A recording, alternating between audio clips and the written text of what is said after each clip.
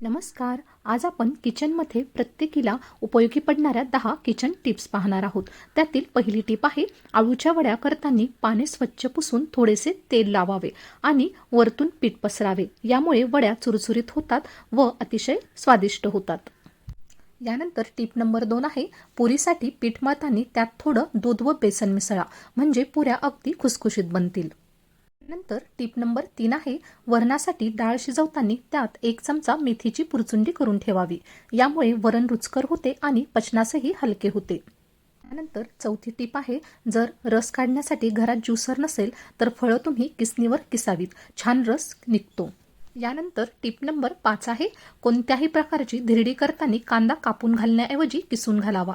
त्यामुळे धिरडी अगदी छान होतात, कुरकुरीत होतात. यानंतर टिप नंबर 6 आहे, ऑमलेट बनवताना मिश्रणात अगदी थोडं दूध घाला व फेटून घ्या, म्हणजे ऑमलेट सॉफ्ट आणि स्वादिष्ट बनतील. त्यानंतर टिप नंबर 7 आहे, कोणतेही पीठ चाळताना चाळणीत छोटीशी वाटी ठेवावी, पीठ लवकर चाळले जाते. त्यानंतर टिप नंबर 8 आहे, कोबीची भाजी उरली असल्यास तिला बेसन घालून थोडं परतून घ्या आणि गव्हाची कणिक मळून हे सारण स्टफ करून गरमागरम स्टफ पराठे बनवून सॉस बरोबर खा, अतिशय स्वादिष्ट लागतात. टिप नंबर 9 आहे, मेदूवडे करताना वड्याचे पीठ जर पातळ झाले तर त्यात बारीक रवा मिसळा, वडे अगदी कुरकुरीत तयार होतात.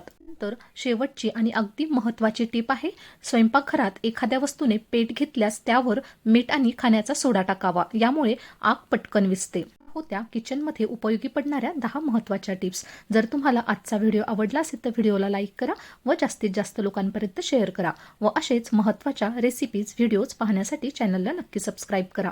धन्यवाद.